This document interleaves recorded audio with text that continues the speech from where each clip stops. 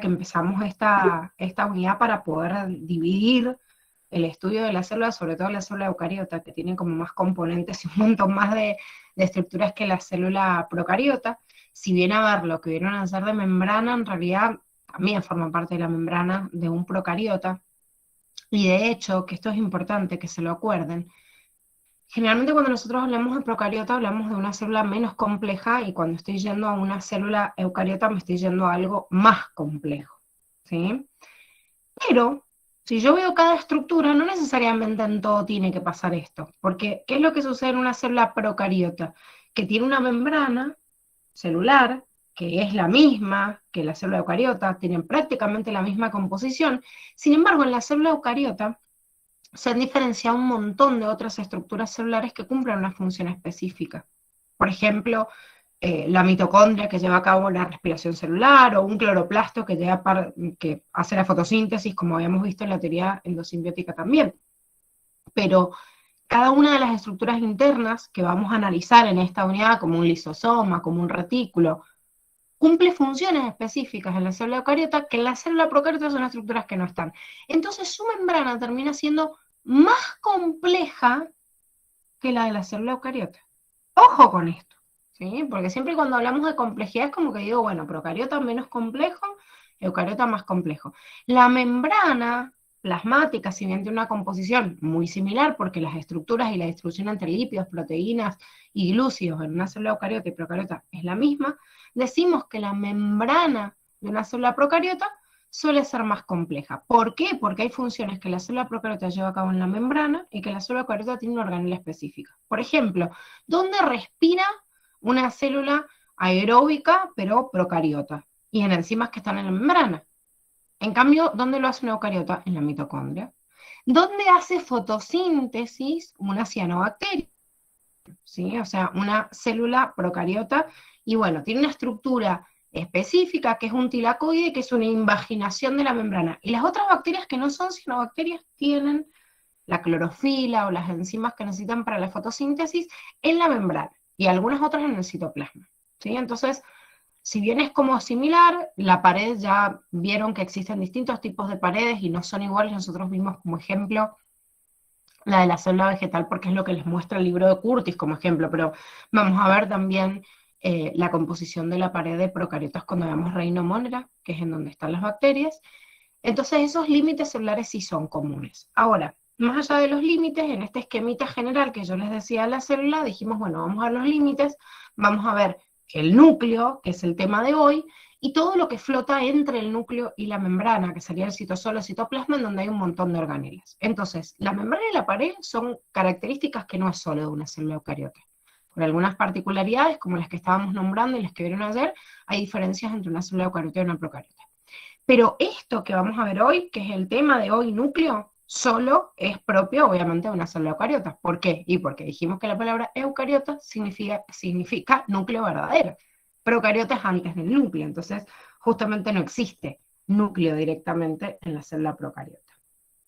Bien, este núcleo entonces, que básicamente es como una membrana que se ha envuelto en el interior de la célula, encierra el ADN, ¿sí? Pero no fue tan fácil descubrirlo en su inicio, por eso vamos a ver un poquito la historia, ¿sí?, de este núcleo, o sea, cómo descubrieron en realidad el núcleo y en qué tipos de células estaban, y después, bueno, ver un poquito sus funciones y las estructuras que están en el núcleo. ¿Sí? La envoltura nuclear, que sería la estructura externa, que hay entre medio de esas dos capas de la envoltura, los poros, el material genético que está contenido adentro, y una estructura que muchos vulgarmente lo llamaban como el núcleo del núcleo, pero que en realidad nada que ver, porque no es que sea una estructura limitada con membrana, que es el núcleo, que también lo vamos a ver hoy qué función tiene, ¿sí? Entonces, dentro de este esquema general, ayer vieron límites celulares, membrana y pared, hoy nos abocamos a ver núcleo, ¿sí?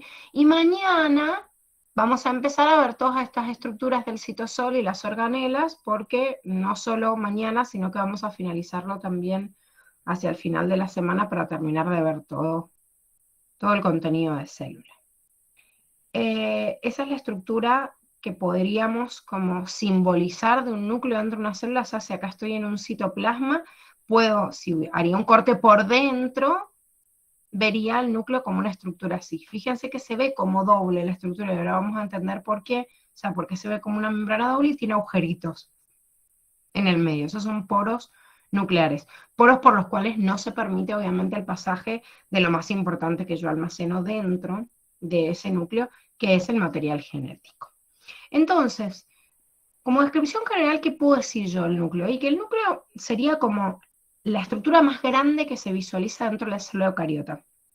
Y no, en todas es la más grande, no, en todas no es la más grande, porque de todas maneras, si yo comparo con una célula vegetal, veo que la célula vegetal tiene una vacuola que me ocupa prácticamente todo el citoplasma. Entonces digo, no es la estructura más grande. Bueno, en la mayoría de las células es la estructura más grande, pero si no, podríamos decir que alrededor del 5 al 10% del citoplasma está ocupado justamente con de una célula eucariota, está ocupado con esta estructura que es el núcleo.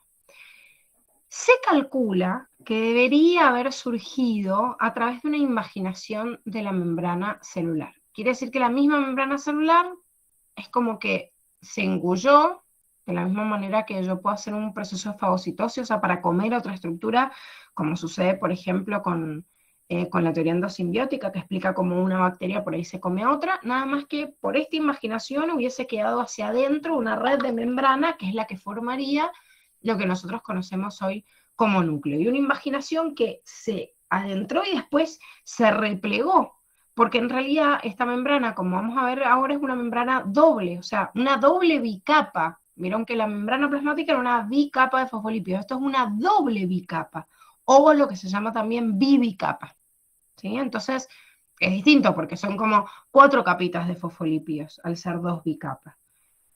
Ahí tienen el tamaño aproximado, como les decía yo recién, del 5 al 10% del volumen celular, podríamos tomarlo, digamos, como parámetro, y con un tamaño de 5 micrómetros, esta es la unidad que habíamos dicho que también tienen que usar mucho y que tienen que tener en cuenta en biología, no solo el nanómetro, que hay estructuras que hemos medido en nanómetro, como ya deben haber visto la membrana, que mide de 7 a 9 nanómetros. Bueno, recuerdan esto y ahora lo van a repasar en matemática, pero, sí, o sea, nanómetro, estoy hablando de una unidad de 10 a la menos 9, ¿sí? O sea, 9 veces más chico, o la millonésima parte, por ejemplo, de 1 milímetro.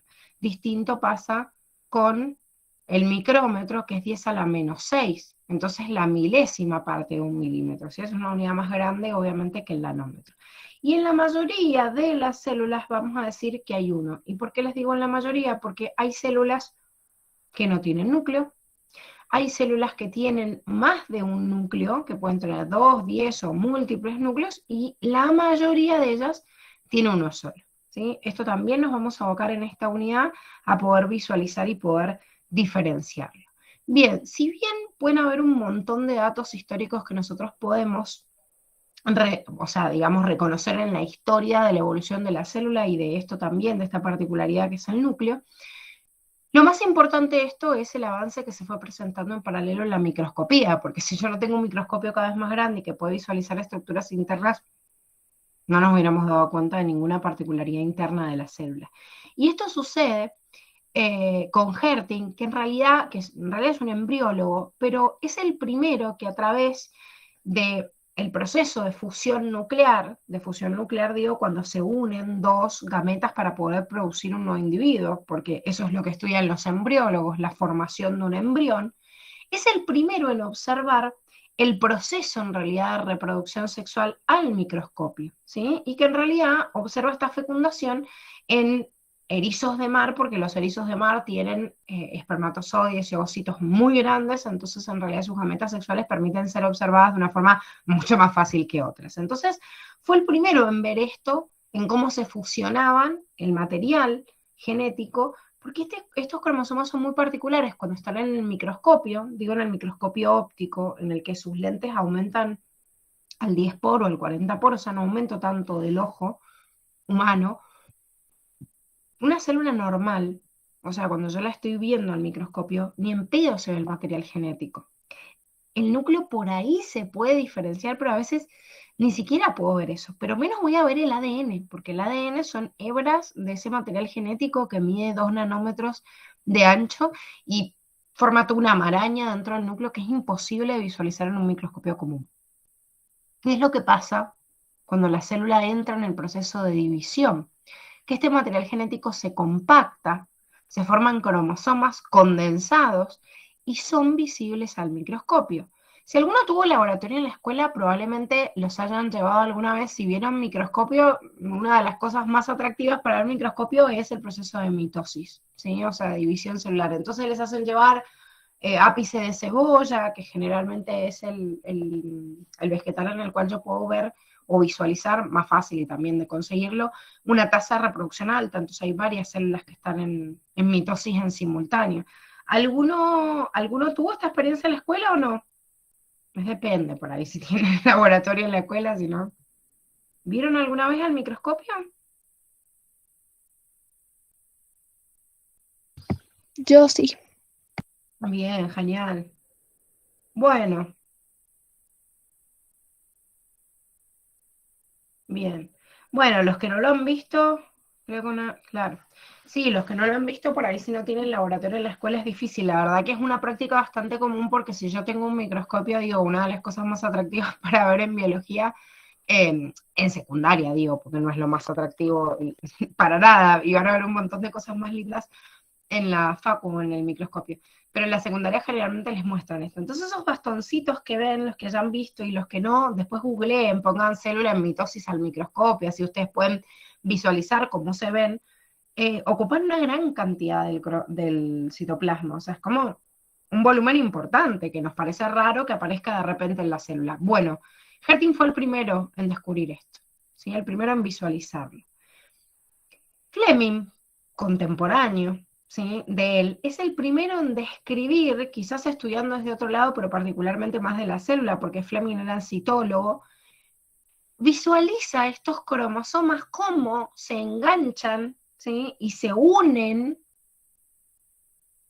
cromosomas cuando o sea, digamos, cuando se está dividiendo una célula y no cuando se está juntando en la fusión de los núcleos, como veía este embriólogo, se separan entre sí y van hacia los polos de la célula. Y hay un gráfico que he hecho, esto que ustedes están visualizando acá es un primer dibujo o boceto que hizo Fleming, que le llamó la danza de los cromosomas, o las describió como larvas, ¿sí?, de salamandras, y que en realidad esto que están dibujando acá, esos como pelitos que se están aislando entre sí, son estos cromosomas dividiéndose o partiendo. Estamos hablando, fíjense, estamos hablando de personas que vivieron entre el siglo XIX y el siglo XX, o sea, avances en la ciencia que se vinieron a hacer recién en el siglo XX, o sea, no hace mucho, que sabemos que la célula tiene un núcleo o que hay dentro del núcleo. Así que la historia del material genético, del ADN y de la estructura que hay en su interior es como bastante reciente. Entonces ahí apareció una cadena de pruebas y de experimentos en laboratorio de decir, bueno, ¿y para qué sirve esto que estoy viendo acá? O el material genético que yo veo aislado, ¿qué es? O este núcleo que encontré en la célula, ¿para qué sirve?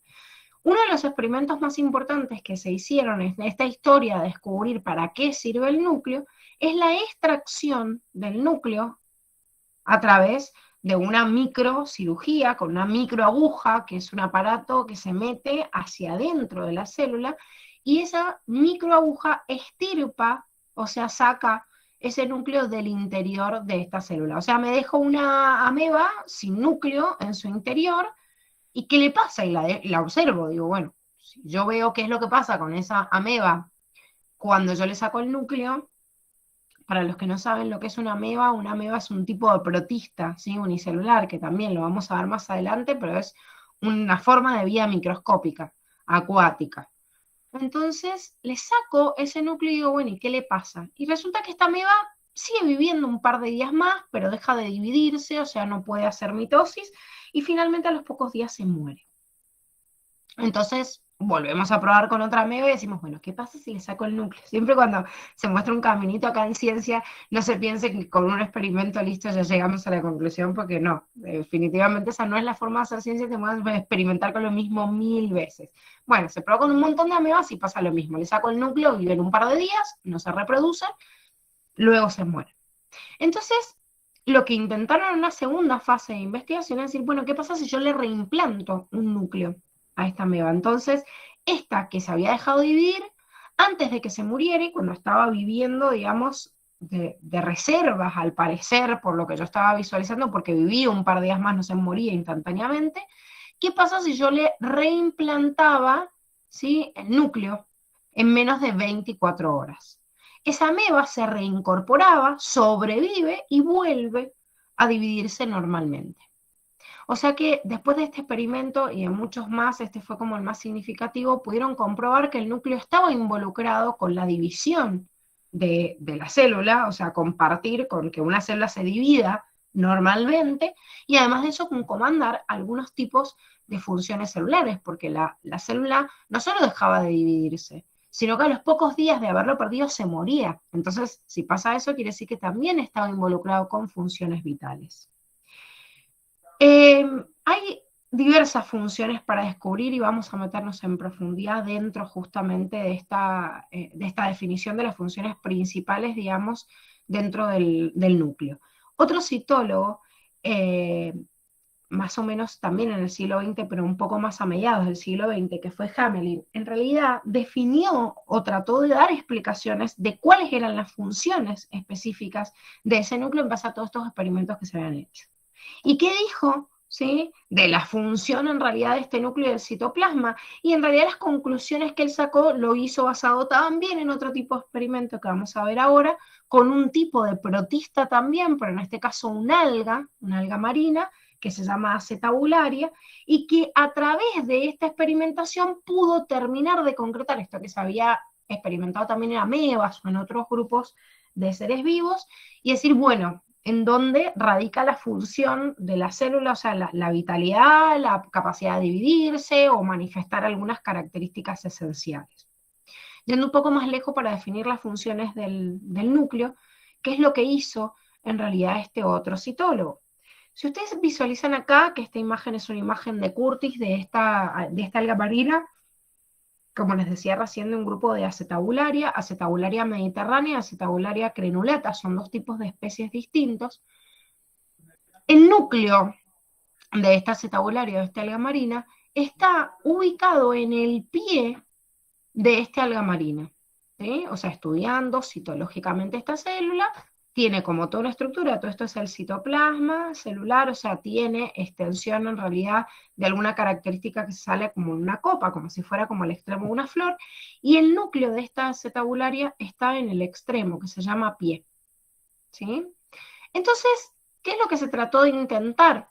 De ver qué es lo que pasaba si yo mantengo el núcleo o no lo mantengo o lo intercambio. Esto es lo que este experimento se hizo para tratar de comprobar cuál era la función del núcleo. Entonces, a acetabularia mediterránea se le estirpó parte del citoplasma. Fíjense que tienen como una partecita del citoplasma solo con el pie, y normalmente este alga volvió a crecer. O sea, le corté un pedazo y volvió a crecer. Nosotros no tenemos esa dicha en todo, por lo menos. O sea, tipo, si me corto un pedazo de dedo, depende. Si me rebano toda una falange entera y no se va a volver a generar, la perdí, ya fui, porque ya no tengo capacidad, por ejemplo, de regenerar ese tipo de tejido. Pero si nos pasa que si perdemos una parte del hígado o perdemos una parte de la piel en un accidente, más allá de que se genere una cicatriz, tenemos la capacidad de regenerarlo. Bueno, hay seres vivos que partiéndoles un pedazo de su cuerpo igual lo pueden volver a generar, como le ocurre a una lombriz de tierra o como le ocurre a algunos gusanos planos que nosotros vamos a ver también en Animalia. Bueno, esto pasa lo mismo. Acetabularia, cortándole el extremo, digamos, sería como la cabeza de ese alga, igual podía volver a generarla. Con acetabularia crenulata hizo lo mismo, ¿sí? O sea, Hamelin hizo lo mismo con ambas, porque si no yo no puedo comparar la misma característica en dos especies distintas si no hago el mismo experimento. Entonces también le corto, digamos, la cabeza y el mismo pie con el núcleo adentro puede generar nuevamente esta característica externa. Bien, entonces el desafío ahora estaba, ¿qué pasa si yo instalo el núcleo de Mediterránea con un extremo, una parte, ¿sí?, de la otra alga marina? Veo qué es lo que sucede. Por ejemplo, a un implante entre el pie de acetabularia crenulata con una parte de acetabularia mediterránea.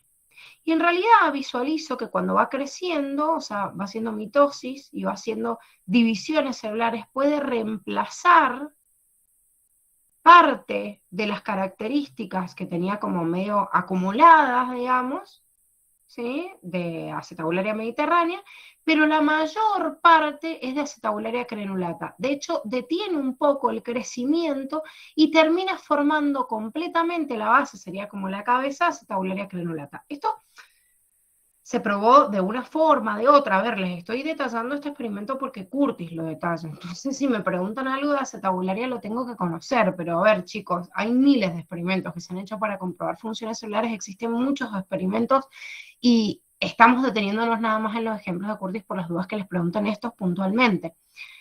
¿Con qué va? O sea, ¿a dónde va el libro explicándoles esto puntualmente?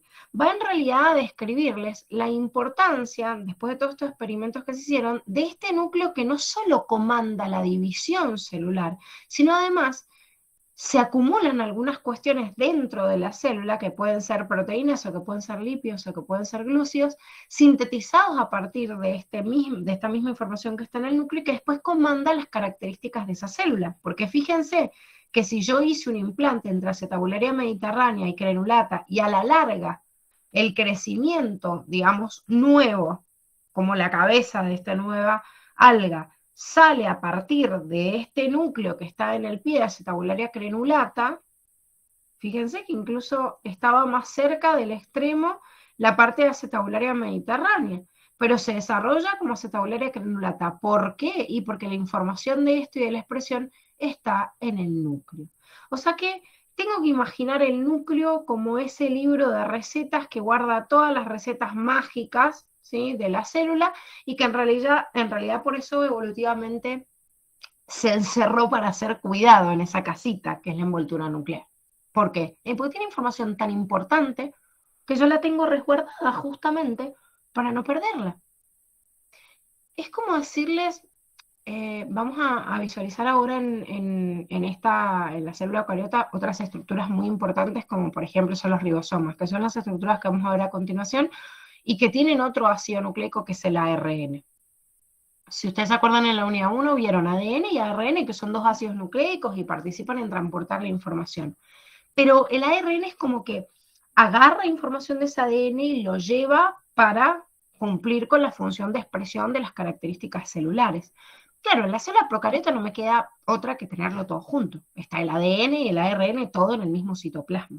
Entonces, simultáneamente se va expresando una característica y si se pierde parte de ese ADN, y agua y ajo, o sea, seguramente esa célula se va a morir porque va a perder sus características y chao. O sea, y por eso hay una tasa de reproducción tan alta en las bacterias. No tengo forma de resguardar esta información. A mí siempre me gusta decirles, como para que se lo imaginen, que este ADN es como el libro de recetas de la abuela, que tiene esas recetas que nadie quiere revelar, o sea, que son secretas, y que yo no puedo perder ese libro porque ya, aunque haya avanzado un montón la tecnología, seguro que en internet no voy a encontrar lo mismo que está anotado en ese libro de recetas de la abuela. Entonces es lo que más tengo que conservar. Después puede venir un montón de personas a tratar de cocinar esa receta, ¿sí? Puede venir la abuela, la mamá, la suegra. Yo puedo compartir, digamos, esa información y generar copias de la misma receta, pero el libro de recetas sigue encerrado en el mismo lugar. Bueno, imagínense ese libro de recetas por el valor que tiene como el ADN de la célula, y por eso está encerrado dentro de una habitación privada en la célula, que es el núcleo, y que yo conservo y que no lo saco de ahí. Entonces, ¿quiénes son estos cocineros que van y tratan de cocinar la receta de acuerdo a lo que dice el núcleo? El ARN. El ARN es aquel que saca una copia, entonces yo sintetizo una proteína de acuerdo a la secuencia del gen que está en el núcleo, pero mañana o pasado quizás necesito otra copia, saco de vuelta otra. ¿Y qué pasa con esa proteína? Y la puedo degradar y puedo volver a sintetizarla, y quizás hoy hizo la receta ese cocinero y mañana la hará otro. Son reemplazables en la célula. El ADN no es reemplazable en la célula. El ADN es lo que yo tengo que conservar y cuidar. El ARN, en cambio, es aquel que se descarta. Sale, se sintetiza uno nuevo, sintetiza una proteína, se degrada, se vuelve a generar, ¿sí? Entonces, entender ya este concepto de diferencia de ADN y de ARN, uno entiende por qué entonces existe ese núcleo. Entonces, yo tengo que conservar ese material genético. La función principal de ese núcleo es llevar esa información hereditaria y obviamente cuando se divide la célula, pasarlo a las células, ¿sí?, siguientes. Por eso habíamos dicho que la célula es una unidad de estructura, función y herencia, o sea, en donde radica principalmente la unidad de herencia, y gracias a este ADN que está en el núcleo. Pero ojo que también comanda funciones, o sea, ejerce influencia continua sobre las actividades de la célula. Por eso la ameba, yo le sacaba el núcleo y no cumplía todas sus funciones. Es como que detenía el crecimiento, no podía completar su función y luego se moría. Si solo impediría el pasaje de información genética de una célula a la otra, entonces, en estos experimentos que se hicieron, la célula, al estirparle el núcleo, no se moriría, solo se dejaría dividir. Por eso se comprobó, y ojo con esto, que hay una doble función importante del núcleo. No es solo comandar la división celular, no, evidentemente comanda también funciones importantes en la propia célula, no solo en las células hijas.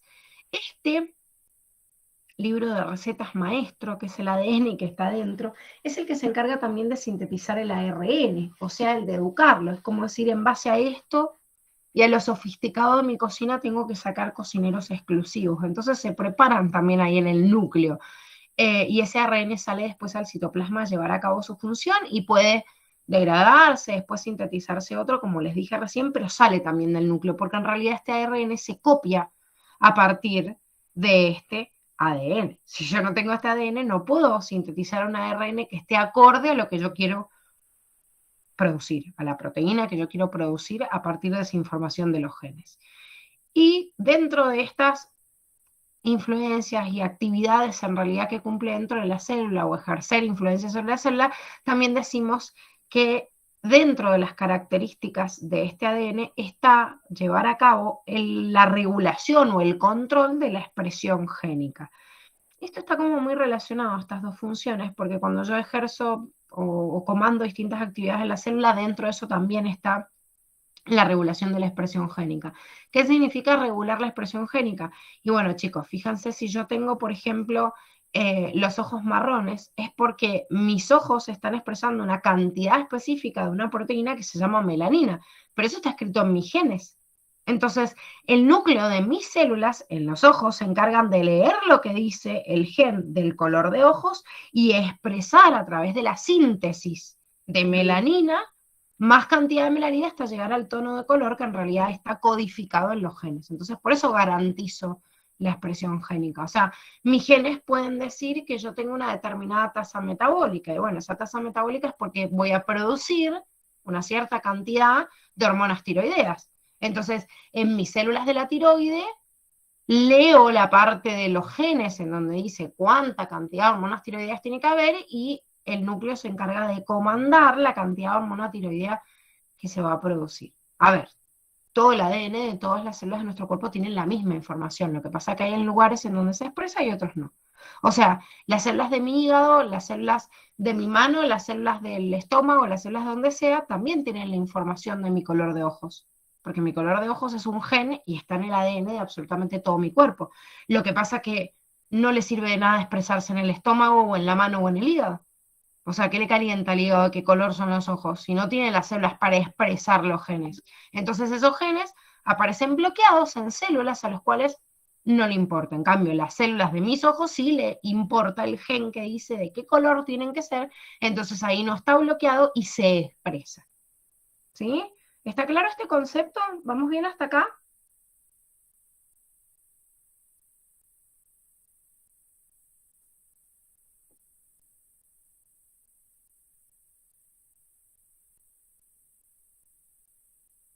Bien. Bueno, cualquier cosa, si surge alguna duda, me detienen, ¿sí? Habiendo visto las funciones y las características generales del núcleo, ahora vamos a ver un poquito más la estructura, o sea, la composición en realidad de este núcleo, cómo está determinado, cómo está detallado, y lo que estamos visualizando acá es una imagen en donde yo puedo ver el interior del núcleo, que es esto que se ve excelente, digamos, como con puntitos, y este sería esta parte de acá, lo que está por fuera del núcleo, que es el citoplasma de la célula. El interior del núcleo se llama nucleoplasma. Si ustedes ven, hay agujeros, que son estos poros, que permiten el pasaje de sustancias de un lado a otro. Pero ojo, permiten el pasaje de sustancias de un lado a otro, pero no todo pasa. De hecho, el mismo ADN no pasa, o un ribosoma que está flotando en el citoplasma no se introduce en el interior. Entonces, químicamente tiene una composición muy parecida, o la hidratación, o determinados iones, pero ojo porque no es todo igual, ¿sí?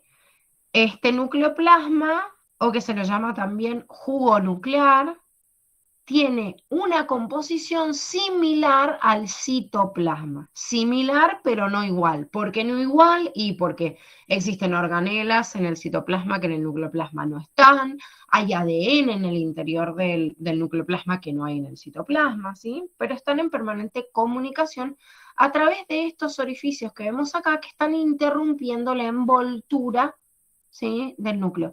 ¿Ven lo que yo les decía de la envoltura? Si ustedes ven esto, es una doble bicapa. O sea que esto que ustedes ven acá, chicos, es una bicapa. Esto.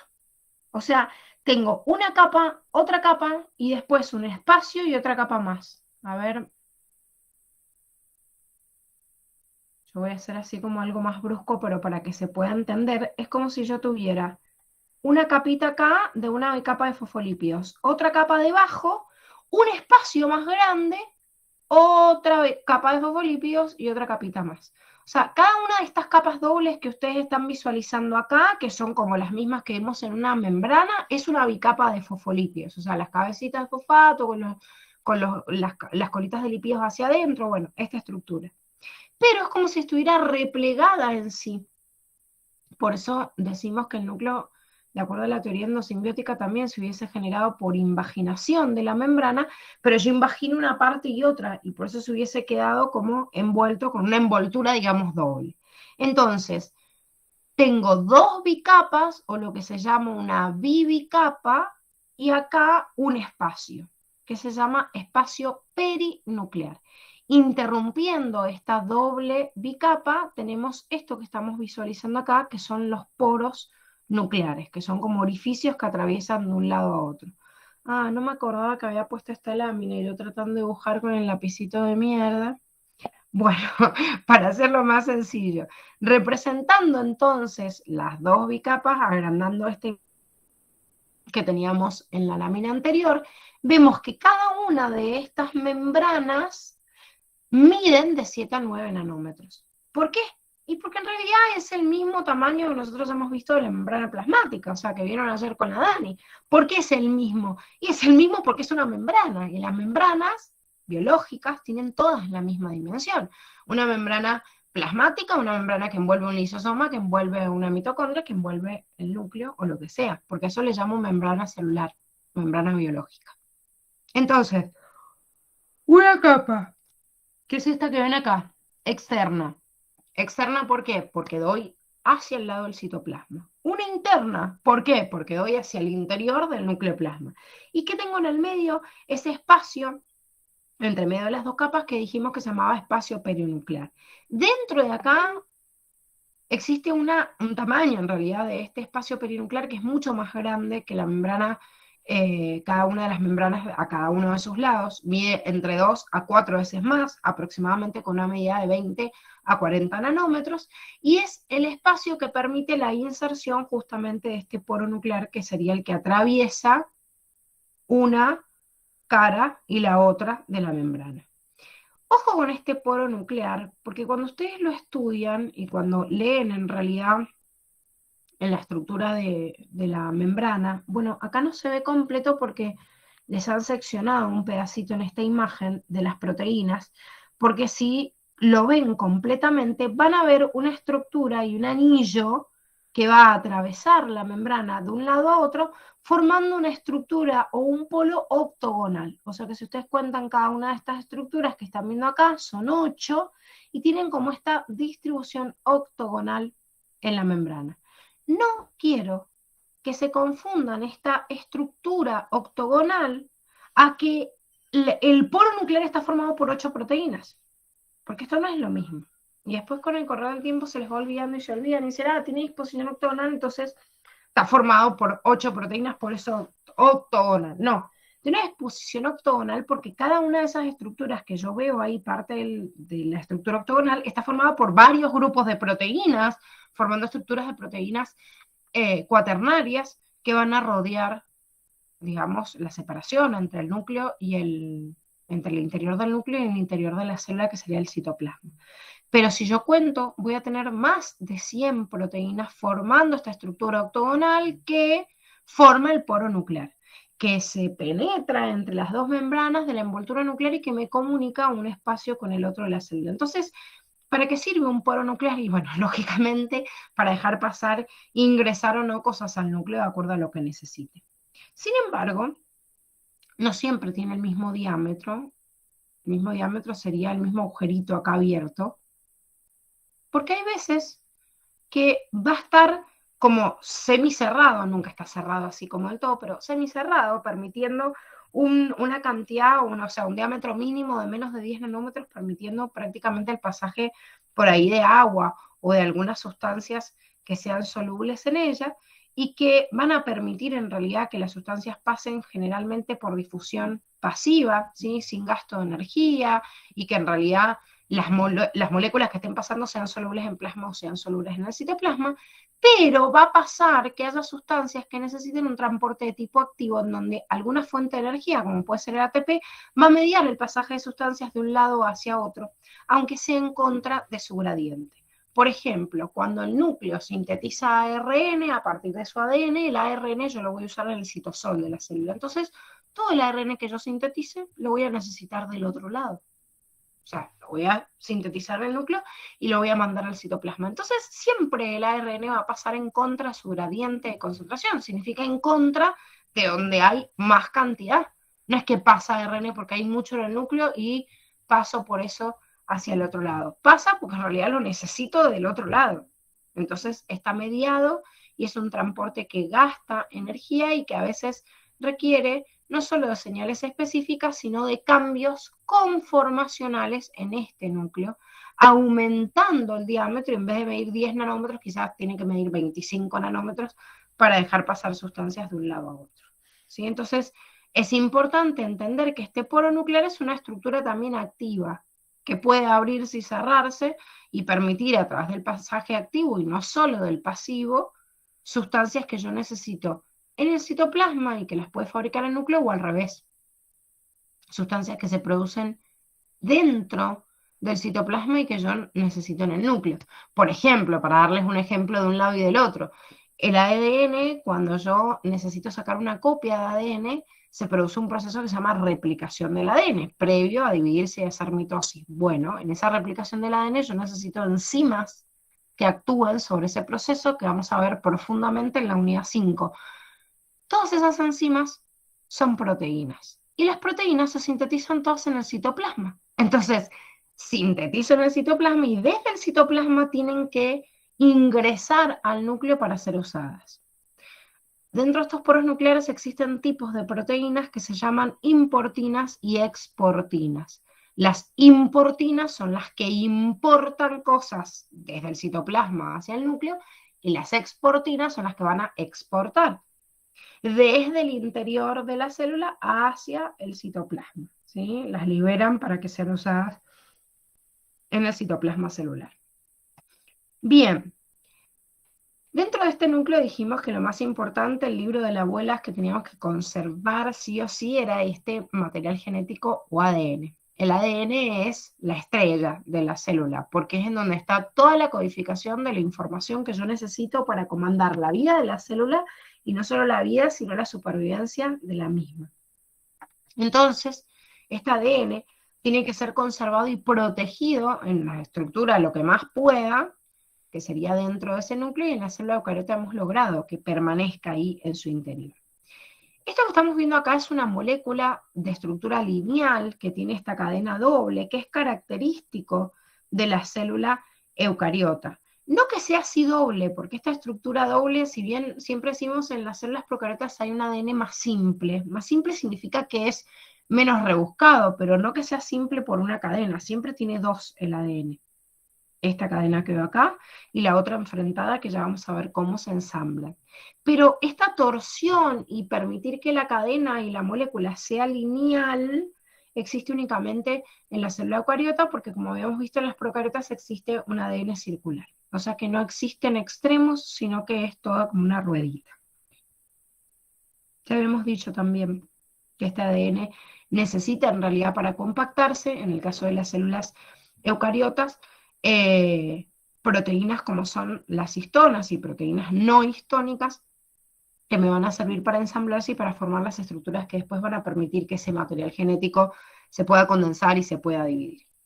Entonces, el ADN está dentro de la célula, esto está claro, y está dentro del núcleo y yo lo protejo. Dijimos que había un nivel de compactación que se lograba gracias a estas proteínas, que pueden ser proteínas histónicas y no histónicas. Estas proteínas, histónicas y no histónicas, están unidas, digamos, a este ADN, lo que pasa es que hay en determinados momentos donde hacen que se ensamble más y otras en donde se ensamble menos. Esto lo vamos a ver inserto en un concepto muy importante, que es el concepto de ciclo celular. Y cuando veamos el ciclo celular vamos a entender en qué momento está más compactado, en qué momento no. Pero lo que yo voy a hacer hoy es presentarles estas dos estructuras en las cuales, o sea, estas dos formas en las cuales yo puedo encontrar este material genético para que incorporen este concepto como algo básico y primario desde hoy, porque lo vamos a usar un montón, ¿sí? Uno de esos términos es la cromatina y otra es el cromosoma. ¿Qué diferencia hay entre la cromatina y el cromosoma? El nivel de compactación del material genético. ¿Cómo compacto el material genético? A través de estas proteínas, como vimos recién, histónicas y proteínas no histónicas también. Es como si yo tengo un gran hilo largo, ¿sí? Como una lana, digamos, que supongamos que el gato estuvo jugando con la lana y dejó todo un barullo, todo un ovillo desmarañado. Eso es lo que nosotros podemos ver dentro del núcleo acá. Si no puedo ni contar cuántas moléculas de ADN hay, o sea, veo esto y es como un plato de fideos, todo revuelto, está todo el material ahí dando vueltas, tiene proteínas que cada tanto se van, esto que, bueno, ya como les digo, lo vamos a ver más adelante, pero esto que están viendo acá, estos puntitos son estas proteínas, son estas histonas. Entonces yo encuentro histonas y proteínas a lo largo de absolutamente todo el material genético, pero lo veo así en el núcleo, como una maraña de hilos. Material genético descompactado, desenredado. Está formado por ADN y proteínas, pero todo desmarañado, ¿sí? Desenredado, descompactado, serían todos sin... ¿Cuándo sucede esto? En todo momento en la célula en el cual la célula no se esté por dividir. Esto se llama interfase celular, y lo vamos a ver más adelante, como les dije, en ciclo celular, pero es todo el periodo en el cual la célula no se está por dividir. Cuando se está por dividir, se compacta. Cuando no se está por dividir y yo necesito copiar este material genético, se agarra un pedacito y dice, che, ¿qué dice este gen? Porque necesito sacar una proteína a partir de lo que está escrito ahí. Bueno, entonces está todo desmarañado y descompactado. Cuando la célula se va a dividir, es imposible que yo divida de forma equitativa un material genético en una célula y en su célula hija si me encuentro con esto todo desmarañado. Imagínense que si yo tengo un ovillo así todo desenredado y me pongo ahora a tejer, ¿sí? ¿Qué hago si tengo todo el ovillo así hecho un quilombo y seguro que voy a mandar algo del tejido, me voy a encontrar con un nudo, no voy a encontrar la otra punta? O sea, va a ser imposible llevar a cabo mi trabajo. Es imposible llevar a cabo el trabajo de la célula de dividir el material genético en dos si yo no lo tengo perfectamente ordenado. Entonces, ¿qué hace esta maraña de hilos que yo veo acá? Se ordenan y forman como ovillitos ordenados para decir, bueno, lo dejamos como en paquetitos y si hay que dividir la célula, lo tengo, digamos, en cada uno de esos paquetitos para contabilizarlo y dividirlo en dos. Este paquetito, entonces, de este ADN compactado con sus proteínas y de forma ordenada, se llama cromosoma. El cromosoma es una estructura en bastoncito que sería uno de estos dos. Y ojo con esto. O sea, de la célula propia es uno de estos dos bastones.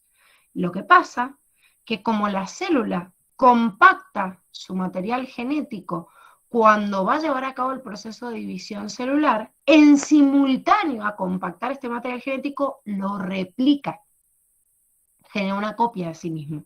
Cuando ustedes ven esto, que se ve acá, esta molécula y el otro, deben haber visto estas estructuras como en forma de X, o estos dobles bastoncitos porque son bastante conocidos en la estructura del material genético, el cromosoma. Cuando ustedes vean estas estructuras, así como en X, quiere decir que el material genético está compactado y duplicado. O sea, esto es una molécula de ADN y la otra que están viendo acá, al lado, es una cromatida que se la llama cromatida hermana.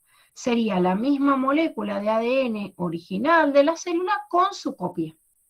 Entonces, el cromosoma, que es esta estructura que vemos acá, es una estructura de dos cromátides, ¿sí? Por eso se las llama cromátidas o cromátidas hermanas, en donde cada una es una molécula de ADN perfectamente igual uno u otro, los cuales se unen en un punto que se llama centrómero, para después, cuando la célula se va a dividir, esta estructura en cromosoma aparece en el plano medio de la célula y se repliega.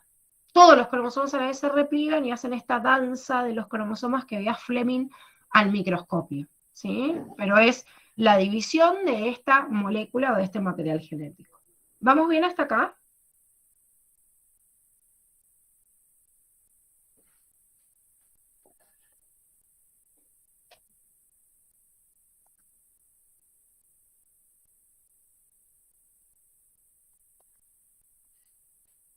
Bien, perfecto. Bueno, entonces, en esta estructura, si bien la vamos a ver más adelante, como les dije, en la unidad 5 se aboca a ver ácidos nucleicos, a ver el material genético, vayan visualizando estas estructuras básicas o cómo se llaman las partes de un cromosoma para que ya lo vayamos incorporando. Esto que ustedes están viendo acá, como les decía recién, que es la unión de una molécula de ADN con la otra, se llama centrómero. Ese centrómero, que es el punto de unión, es una parte de la estructura de la secuencia de ADN que no me sirve, obviamente, o sea, no me sirve para codificar ningún gen, que se dispone para poder unirse con la otra molécula de ADN. O sea que el centrómero decimos que está formado por ADN, pero es ADN no codificante, que no me codifica nada, entonces por eso sirve para unir. Pero alrededor de esto se aplica como un conjunto de proteínas que me sirven para unir estas moléculas entre sí, para unirlas a la estructura de la célula que va a permitir la división cuando llegue la división celular. Entonces, la estructura que rodea, pero está formada por proteínas y no por ácidos nucleicos, se llama cinetocoro. Y van a ver incrustados como unos palitos que dicen microtúbulos y que forman parte del citoesqueleto que vamos a ver entre mañana y pasado. O sea, ¿por qué les digo esto? Porque el dibujito que tienen de cromosoma en el cuadernillo les sale no solo el centrómero, sino que van a ver el cinetocoro alrededor y van a ver estas estructuras de los microtúbulos, que son estructuras que forman parte del citoesqueleto y que permiten ensamblar este cromosoma y después van a permitir dividirlo. Todo cromosoma tiene un centro, une una hebra con la otra, pero ese centrómero puede estar bien en el medio de la célula o hacia uno de los extremos o bien en el extremo. Cuando ese centrómero me deja esta estructura del cromosoma que es más cortita y otra más larga, es lo que dividimos como brazo P y brazo Q, ¿sí? Pero ese brazo que estamos viendo acá, el brazo P o el brazo Q, dependen de la posición de este centrómero, porque a veces son iguales o a veces tengo un solo brazo porque está en un extremo. Más allá de los nombres, lo importante es eso, que desde el centrómero hacia el extremo del cromosoma, que se llama telómero, se denomina brazo. Entonces toda esta nomenclatura me sirve como para familiarizarme con algunas estructuras que vamos a visualizar también en la unidad de ácidos nucleicos y que ya lo tomamos como repaso nada más. Dentro del núcleo de la célula existe una estructura, ¿sí? Supongamos que esta es la célula y yo agrando la estructura interna, que es lo más voluminoso, dijimos que se ve en el interior, que es el núcleo. Si visualizo en el interior del núcleo también me voy a encontrar una estructura que a veces tiene una densidad completamente distinta a la densidad que yo, digamos, veo en el interior del núcleo. Se ve de hecho más claro, porque en este dibujo a color parece que fuera más oscuro, pero no, en realidad la densidad se ve menor, o sea, veo más clarito al microscopio esta región donde está el nucleolo. A veces puedo visualizar dos, la verdad es que la mayoría de las veces se ve uno solito, pero se calcula que mínimo hay dos y pueden variar de acuerdo al tamaño y a la forma. Se ve como una estructura así, pero no está limitada bajo ningún punto de vista por una membrana. ¿Cómo está formado este nucleolo? Este nucleolo en realidad es un conjunto de gránulos, ¿sí? O sea, de componentes que se ubican como en puntitos, son gránulos en un lugar estratégico del núcleo, y alrededor hay un montón de fibras que juntos se encargan de sintetizar un tipo específico de ARN. Recuerden que dijimos que el ARN se sintetizaba dentro del núcleo, un tipo específico de ARN que es el ARN ribosómico.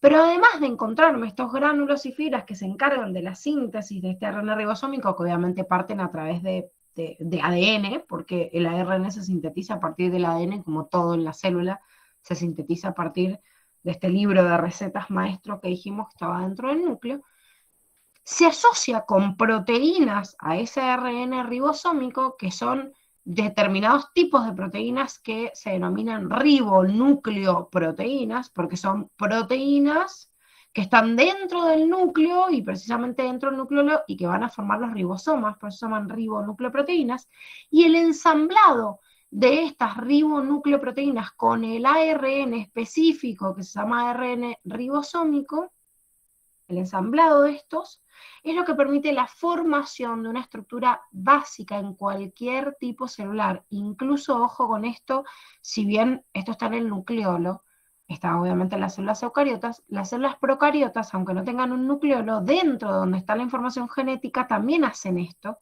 porque es lo que permite la síntesis de las subunidades de los ribosomas. ¿Qué son los ribosomas?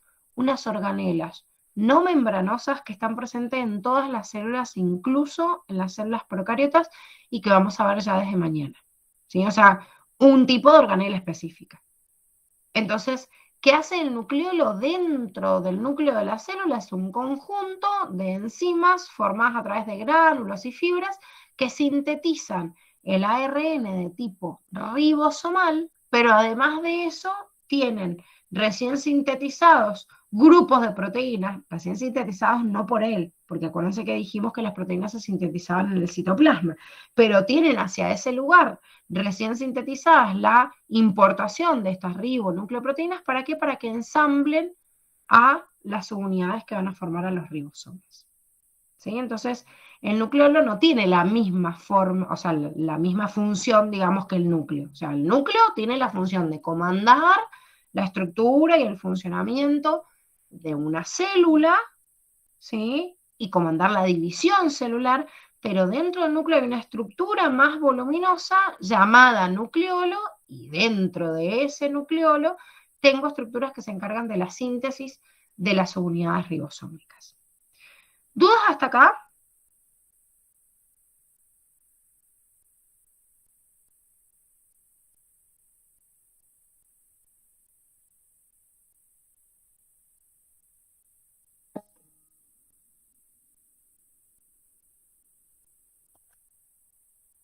¿No?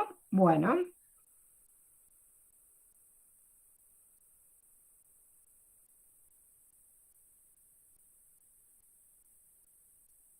Chicos, la partecita de núcleo es una parte como bastante complicada en algunos puntos, o por ahí hay mucha terminología que se tienen que acordar. Por favor, no se cuelguen en llevarlo al día, en ir repasando, digamos, todos los contenidos.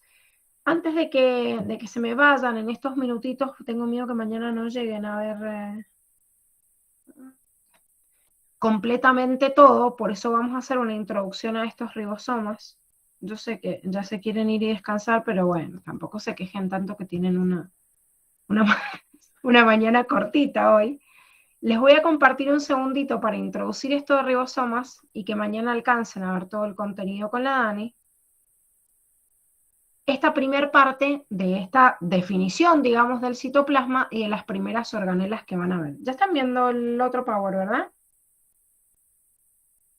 Sí, ahí lo veo. Acá. Bien, entonces, una introducción a lo que van a comenzar a ver mañana, que en realidad es todo lo que está en el citoplasma y todas estas estructuras que flotan en el citoplasma, es esto que acabamos de ver que se sintetiza dentro de estas, digamos, de este nucleolo que está en el núcleo, y es justamente los ribosomas, ¿sí? Dentro de ese citoplasma. Todos estos puntitos que ustedes están viendo acá, que se ven como en blanco, así suspendidos, están simbolizando estos ribosomas. O sea, estas estructuras que se encargan de sintetizar las proteínas en una célula eucariota o en una célula procariota. Esto no se preocupen que igual lo van a ver mañana con la Dani. Lo que yo quiero mostrarles son estos ribosomas justamente. ¿Ven? Esto es un ribosoma y cuando yo les digo las subunidades de los ribosomas son cada una de estas subunidades. Esto es la subunidad mayor, esta es la subunidad menor y son las que se sintetizan dentro de ese nucleolo. Entonces después cuando salen desde el núcleo, en realidad a través de los poros nucleares, así desensambladas como las ven acá, separadas, y cuando van a llevar a cabo el proceso fundamental que llevan a cabo estos ribosomas, que son la síntesis de proteínas, se ensamblan entre sí.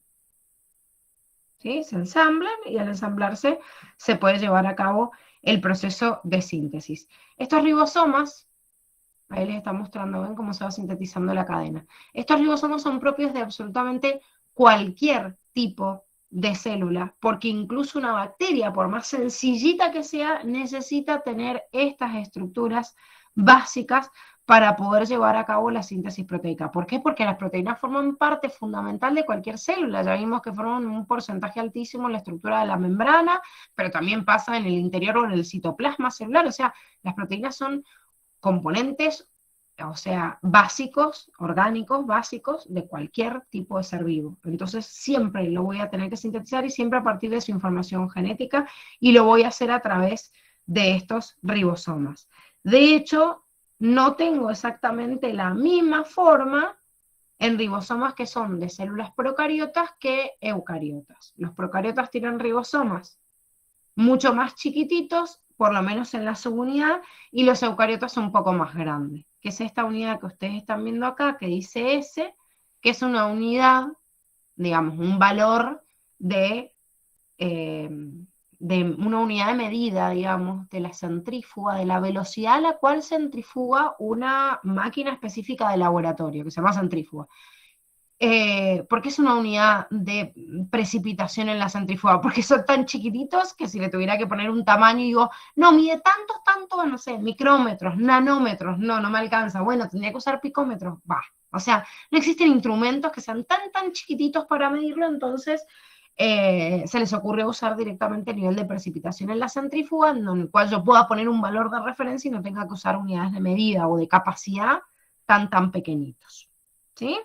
Bueno, esto para darles un poco una introducción a los ribosomas, porque es con lo que arrancan mañana y por ahí cuando ven ribosomas siempre les quedan un montón de dudas, así que ya sabiendo la estructura general de un ribosoma y para qué sirve, mañana presten mucha atención a todo, digamos, el contenido de los ribosomas. Váyanlo leyendo, porfa, porque es re importante. Cuando ustedes hacen la lectura previa de todo esto es mucho más fácil entender el contenido de la clase. Mañana todo lo que es ribosoma, léanse toda la primera partecita de las organelas, del citosol, el sistema de endomembranas, ¿sí? El sistema de endomembranas sería como toda la estructura de retículo endoplasmático, liso, rugoso, aparato de Golgi, por lo menos hasta ahí, hasta lisosomas, ¿sí? Léanselos para mañana, entonces aprovechan mucho más la clase y pueden debatir con la Dani cualquier duda. Bueno, chicos, nos encontramos la semana que viene. Les mando un beso. Chao, que estés bien. Chao, igual, Juli. Nos vemos, suerte. Chao, chao.